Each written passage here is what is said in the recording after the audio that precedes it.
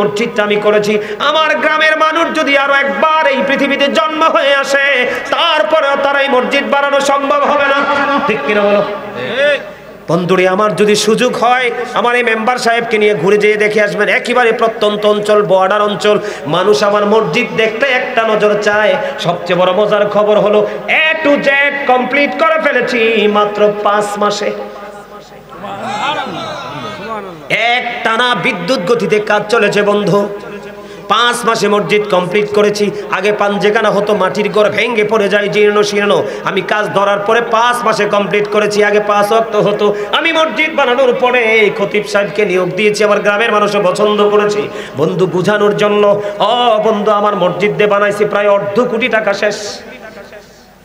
কিন্তু আমার মধ্যে বিন্দু পরিমাণ কোনো দুঃখ, বিন্দু পরিমাণ কোনো টেনশন, আমি ওপেনলি এত সুন্দরভাবে জোরালোভাবে কোনোদিন মসজিদ বানানোর পরে বলিনি। আজকে আপনাদেরকে শেখানোর জন্য, বোঝানোর জন্য বলতেছি বন্ধু। 5 মাসে মসজিদ কমপ্লিট করে ফেলেছি, জুমা চালু করে দিয়েছি। এই খতিব সাহেবের দায়িত্ব আমার হাতে, খতিব সাহেবের দায়িত্বটা আমার হাতে, আর 5 ওয়াক্ত হুজুরের দায়িত্ব পুরো গ্রামের মানুষের উপরে। তারপরে আমার গ্রামের মানুষ এই 12 মাসে 7টা পাল্টাইছে হুজুর।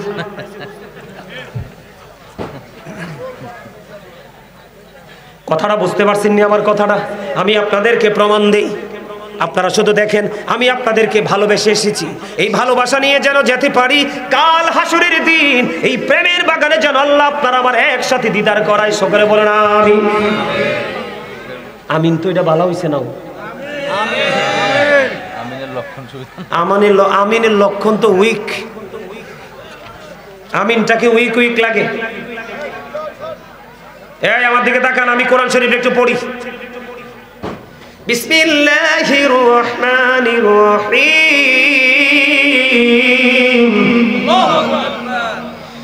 আল্লাযীনা ইউমিনুনা বিল গায়বি ওয়া ইউকিমুনাস সালাতা ওয়া মিম্মা রাযাকনাহুম ইউনফিকুন। আল্লাহ রাব্বুল আলামিন সূরা বাকারার 2 নম্বর আয়াতে স্পষ্ট করে বলে দিয়েছে, খেয়াল করবেন। আমি আমার মাসিমপুরের আমার মা, আমি শুনতে পেয়েছি জেবেল মেম্বার আমাকে বারবার বলেছে, হুজুর আপনাকে সবচেয়ে বেশি ভালোবাসে আপনার মায়েরা, বোনেরা। কারণ আমি আমার মাকে পৃথিবীর, আমার রাসূলের পরে পৃথিবীর যদি কোনো মানুষ আমার কাছে ভালোবাসার থাকে সেটা হলো আমার মা।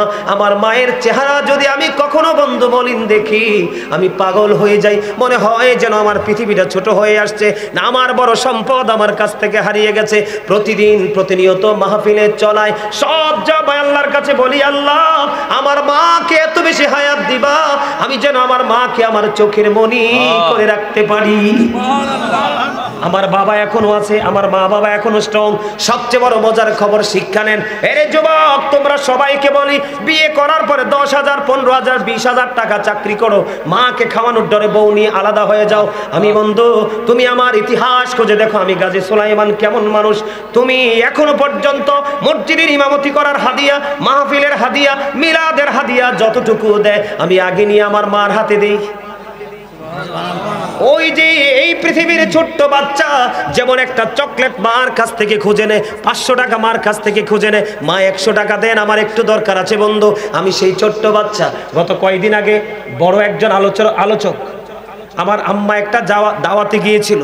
তো যাওয়ার পরে আমার আম্মা বলতেছে, আমার মা, আম্মা বললে আমার কাছে মায়া লাগে না, মা মনে হয় যে বড় মধু। আমার মা বলতেছে আমাকে তাড়াতাড়ি বিদায় দাও। কয় কেন? কয় বিদায় নিতে হবে, আমার ছেলেটা মাহফিলে চলে যাবে, তাকে কিছু টাকা দিতে হবে। ওই হুজুরের ওয়াইফ নাকি আমার মাকে প্রশ্ন করেছে, আন্টি আপনার গাজী সুলাইমান কি এখনো সেই ছোট্ট? আমার মা নাকি তখন উত্তর দিয়েছে, আমার ছেলের মতো ছোট আমি মনে করি দুনিয়া তার কেহ নাই। এত সুন্দর প্রেমের খবর শুনে সুবহানাল্লাহ বলতে পারলেন না? আমার 1 টাকা লাগলে আমি মাত্রে খুঁজে এনে খরচ করি। আমি চাইলে আমার মতো করে কি করতে পারি? আমি যদি আমার মায়ের কদমে সারা পৃথিবীটাও দিয়ে দেই, মায়ের ঋণ শোধ করতে পারবো না। পারবো? বন্ধুরে আমার দিকে তাকান। একজন পাগল মানুষ, একজন পাগল, তার মা অসুস্থ, কিন্তু মায়ের স্বপ্ন হলো খানায় কাবা সে তাওয়াফ করতে হবে। মা হাঁটতে পারে না, মা চলতে পারে না বন্ধু। মায়ের পাগল ছেলে 1 বছর 2 বছর নয়, 7 বছর বন্ধু মাকে কাঁধে করে, মাকে কাঁধে নিলেন।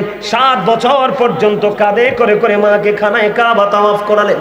খানায় কাবা তাওয়াফ করানোর পরে সাদিকুত তাইয়ার নামে কাবেদকে প্রশ্ন করলেন, আপনি বলে দেন গো, আমি 7 বছর পর্যন্ত মাকে কাঁধে করে খানায় কাবা আমি তাওয়াফ করিয়েছি গো, আপনি বলে দেন আমার মায়ের দুধের ঋণ শোধ হয়েছিনি? সাদিকুত তাইয়ার একটা ডাক দিয়ে বলে, আরে পাগল, মা শব্দটা এত মধুময়, ওরে পাগল, কোনো কিছু দিয়ে মায়ের ঋণ শোধ করতে পারবা না।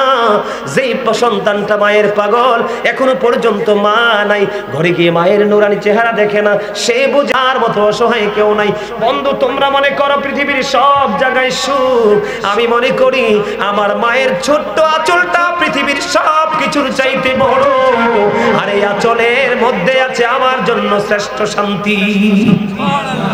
সাদিকুত তাইয়ার একটা উত্তর দিয়ে দিলেন, তুমি 7 বছর মাকে কাঁধে করে খানায় কাবা তাওয়াফ করিয়েছো, 50 বছর, 50,000 বছর যদি তোমার হায়াত হয়, 50 বছর যদি তোমার হায়াত হয়, তুমি যদি এই 50,000 বছর যদি তুমি তোমার মাকে কাঁধে করে ঘোরাও, ওই যে গভীর রজনীতে মা দুঃখিনী প্রস্রাবের মধ্যে শুয়ে আছে, সন্তানটা মায়ের স্তন চেপে চেপে দুধ টানে, সন্তানের কষ্ট হবে বলে মা সন্তানকে ডিস্টার্ব করে নাই। সাদিকুত তাইয়ার বলেছে, 50,000 বছর যদি তুমি হায়াত পাও, একটি নিঝুম রাত্রিতে মায়ের যে স্তন চেপে ধরে দুধ পান করেছ, ওই একটা রাত্রির দুধ পানের ঋণ তুমি শোধ করতে পারবা না।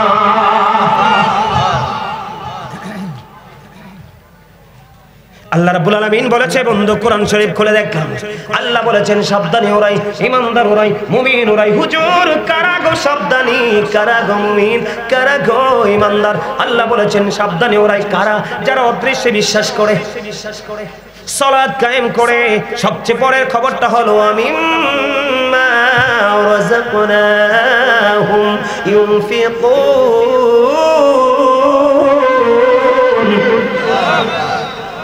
আল্লাহ রাব্বুল আলামিন আপনাকে আমাকে যে সম্পদ দিয়েছে, দৌলত দিয়েছে, তা থেকে যে দান করে। কোথায় বুঝতে পারছেন? আপনি বিশ্বাসও করতে হবে, নামাজও পড়তে হবে। আল্লাহ যে আপনাকে আমাকে দৌলত দিয়েছে, তা থেকে আপনি যেন না মরেন, অসুবিধা না করে দানও করতে হবে, তাহলে আপনি হবেন টেকসই ইমানদার। আমাদের দেশে কি কোটিপতি নাই? কি হুজুর, আপনি যে জুমার নামাজ পড়েন, আমার এলাকার বিল্ডিং নাই? কত নান্দনিক বিল্ডিং জানেননি, কিন্তু 5,000 টাকা মসজিদে লাগে নাই।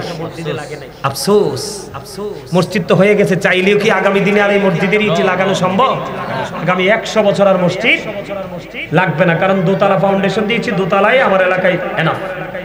মিনিমাম 50 বছর লাগবে না, তাদের কপাল পোড়ানা। আমার কথা কয় না?